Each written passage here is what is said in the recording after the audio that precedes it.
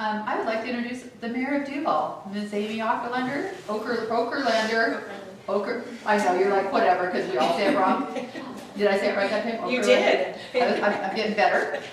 Amy's going to talk with us about the priorities the city has and what's been accomplished since January 1st in 2018, coming up initiatives and council priorities, and the general overview of where we are as a city. Come on up, Amy.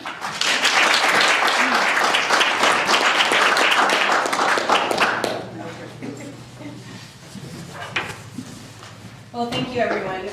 Good evening for our members of the chamber and the community and friends that are in the room.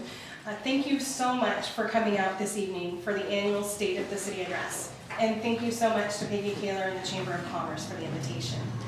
This evening, I present to you my second State of the City Address to the community. It is very much a different message than I hope to bring forth this year, but is one that marks big changes and significant progress in moving our city forward. We truly hit the ground running as an administration in 2018. To improve government transparency, we began video recording and posting all council meetings online, developed a social media ombudsman program, increased our social media output, and gained literal worldwide attention and recognition for our community policing activities. We were successful in our request for nearly $50,000 from the state legislature to close the gap in funding for our new community stage, improved our public relations, and expanded our regional, state, and federal outreach. Thinking locally, we partnered with HopeLink, the cities of Monroe, Carnation, Snoqualmie Valley Transit, and others to launch shuttle service between Duvall and Monroe, providing transportation access across county lines and through the entire Snoqualmie Valley for those in need. In Public Works, staff completed a federal reclassification process for city arterials, opening the door for additional grant funding opportunities while earning statewide recognition and the Director's Choice Award for the Main Street project from WashDOT. Just this week, the project was co-nominated by the state chapter of American Public Works Association for a national level Project of the Year award, and the winners will be announced in a few months. Ooh. Staff also obtained more than $270,000 in grants for engineering efforts, $385,000 from the Transportation Improvement Road for the Baton Road reconstruction and overlay, $183,500 for the Transportation Improvement Board Relight Washington grant, which will bring LED low-cost lighting to all of our public lighting, and $50,000 from the Department of Ecology for our biennial stormwater capacity grant.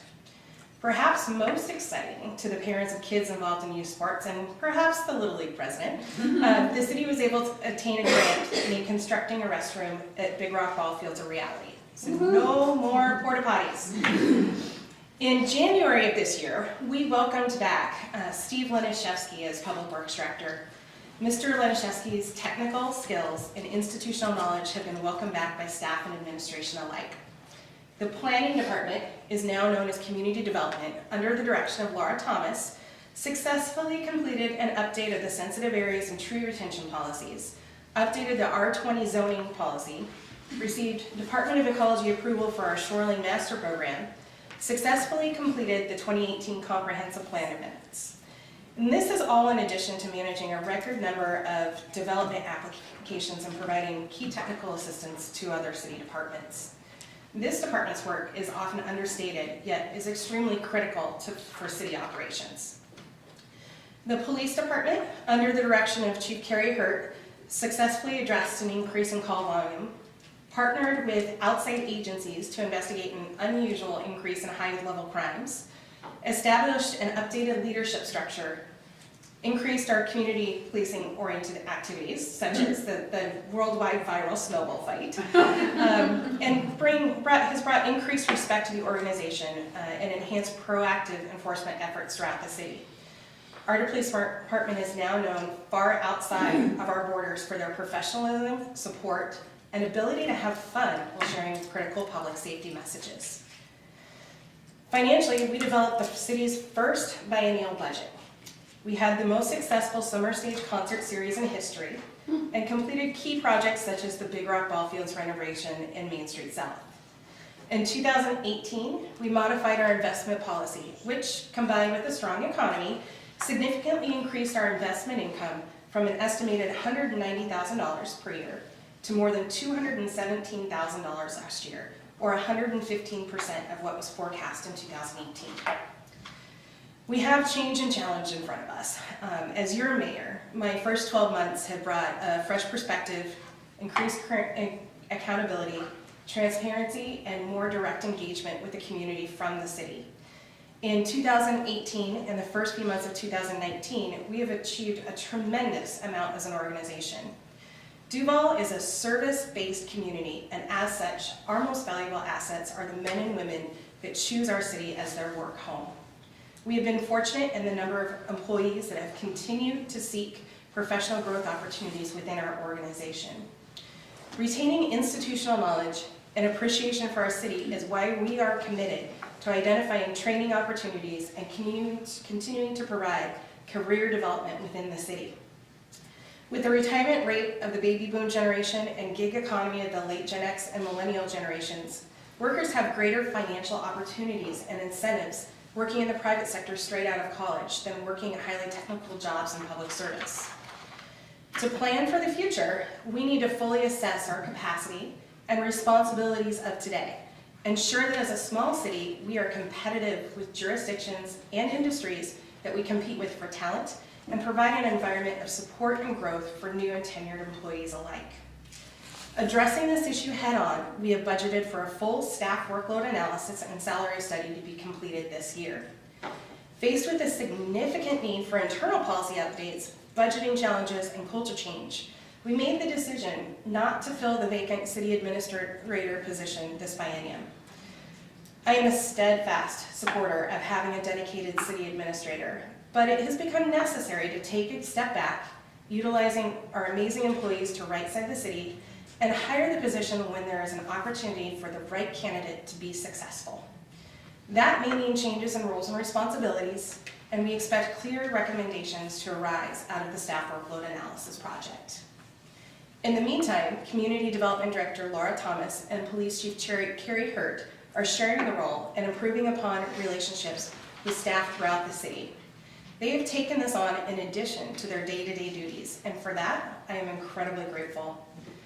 Both have been tasked with developing the professional culture within city government and have made great strides at breaking down natural silos and building relationships internally and externally. The two of them have been key to each and every success the city has seen over the past year. Neither of them can be here this evening, but for them I want to say thank you. On budget and financial sustainability, our new 2019-2020 budget has a sharp focus on deferred maintenance and shoring up our reserves. As the most transparent budget process in our city's history, it involves staff members at all levels with unprecedented involvement and participation. It truly was an all-hands-on-deck process, and I am thankful for the increased staff participation. I believe we have a better result as a result of their participation. During the budget process, the City Council was provided with more information than ever before to assist with their understanding of operations, all the way down to the original budget request submitted by staff. The revenue forecast for key areas continue to increase, with construction sales tax falling below other categories for the first time since the Great Recession. For the first time also in the city's history, our annual total sales tax reached the $1 million mark, and that's a testament to the strong small business economy that is growing within our community. The contingency fund and all reserves are fully funded for the first time in years, along with healthy fund balances across the board. Overall, 35% of the city's resources for the biennial budget are now being held in statutory reserves, contingency funds, internal restrictions, and unallocated fund balances. I am proud of these steps, which mark a big leap toward the proper planning and policies that will help develop a financially sustainable budget long term. With financial success, there also comes challenges. After reaching the $1 million sales tax threshold, the city no longer receives what is known as city assistance funds from the state, minimizing the gains a growing local economy has produced. So kudos, again, to our local businesses for expanding that revenue, and let's keep expanding it to make up the gap. Despite increased revenues, just as in our households or businesses, costs continue to rise. Whether it's equipment, supplies, conferences and training, wages and benefits or healthcare, we are a mirror of what is happening in the larger economy. The difference is that as a government, we are providing services, not making a profit.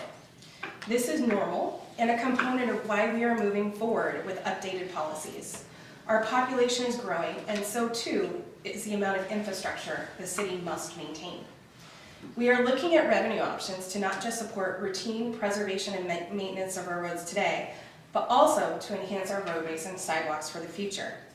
Street maintenance is an area of continued growing concern. With more general fund resources necessary to fund basic city operations, the amount going into the street fund continues to be reduced, hampering the city's ability to adequately preserve and maintain our roadways. The council has directed administration to research and potentially put together a project and revenue package to present to the voters through the Transportation Benefit District. If approved by voters, the fund will increase over time and help to support essential projects within city limits. They will be discussing this over the next few months and make a final decision by summer. While the number of employees at the city is scheduled to increase by 2, it is important to note that this is still fewer employees than the city had 20 years ago.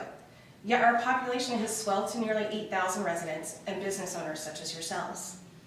On paper, revenues are up, but so too are wages, benefits, and the cost of goods and construction. The cascading cost of deferred maintenance, such as on this city building, is rising. We can and must plan for the future. It is no longer prudent to defer maintenance. Some of these delays have increased costs, which will need to be accounted for. This will also mean that council will need to make some tough choices in the future, likely between revenue enhancement or service reductions, which is something no one wants to look at, but it is time. I am committed to providing the level of service our community desires, while being upfront about the true costs of delivering those services, in addition to planning appropriately for the future. Council and our community must be involved in this effort in order for us to succeed. For the past several years, I have firmly believed that the city of Duvall was ready to shift from a strong mayor form of government to city manager form. Many of you know that I have talked about this for probably almost the last decade. The past year has shown me that we have a fantastic group of employees, and with the challenges we face, policies that need to be updated and implemented, and a number of new council members in our legislative body, it is my recommendation that we are not ready yet and may not be ready for some time. Yep, I was wrong. Ray Buren, may he rest in peace, and I had numerous conversations about this over the years, and I wish he were here today so I could tell him he was right. I am hopeful that as our population increases over the next 10 years, we will continue the necessary work to prepare a city for such a big change. In the meantime, we will be doing everything we can to prepare the city for succession, whether it's a new mayor, council, change in the form of government, or transition of employees. Moving forward to 2019, the city has a lot on its plate. In January, we developed the city's first ever citywide mission, vision, values, goals, and strategies document. I'm amazed after 100 years, this was the first time we did it, but it was a fun process. This document will be updated yearly to ensure that we are living up to the standards we have set and making progress towards our goals. In 2019, we have proposed updated financial policies to council, and we'll be undertaking the development of a comprehensive citywide purchasing policy, in addition to beginning early implementation of an asset management program. We have asked the state legislature to fund parks improvements and public safety enhancements, and we'll also be bringing a new park online. We will be renegotiating franchise agreements for garbage service, and with Wave Cable, conducting a capital facilities analysis to assess our building maintenance needs, as well as assess our space needs for the future. As 5G service comes closer to reality, we will continue our federal advocacy for local broadband control. Through a staff workload analysis, we will be looking at the needs of the city, staffing levels and salaries, and present recommendations that will help the city stay up to speed today and plan for the future needs of the city. We will be implementing efficiencies, including use of electronic plan review and inspection in our internal tracking system. It has been several years since the city website underwent a reboot. This year, we will be working to update the website to make it more relevant and add additional information to improve our community's access to a transparent government. In community development, we will be updating the sign code to align with the recent U.S. Supreme Court decision, and Public Works plans to establish an advisory committee for the park facility policy update. Also in Public Works, we plan to move forward with the long overdue Baton Road reconstruction, thanks to the grant from the state, and update our citywide pavement management system, as well as replace the play equipment at Taylor Lane and evaluate missing sidewalk links citywide. Prior to February snowstorm, we had already budgeted for and began the purchasing process for a long overdue dump truck with plowing capabilities. The truck is on order, and we hope that it will arrive and be deployed prior to next winter. At the beginning of 2019, the city received certification of our Complete Streets program. This is fantastic news for our Public Works Department and the community. Certification of this program all but guarantees outside grant funding for projects that would otherwise be difficult for us to complete. We hope that this will assist us filling in sidewalk gaps and bike lane gaps and more throughout the coming years. It has been an incredibly successful 15 months for the city, with much more achieved than could be highlighted in a speech this evening without keeping you here for quite a long time. We are here today thanks to a fantastic group of city employees, dedicated administrators, a supportive council, business community, and residents. I would like to thank our staff, council, business community, and residents for supporting our key initiatives and helping to move our city forward. I truly love this community, and thank you so much for the opportunity to speak this evening.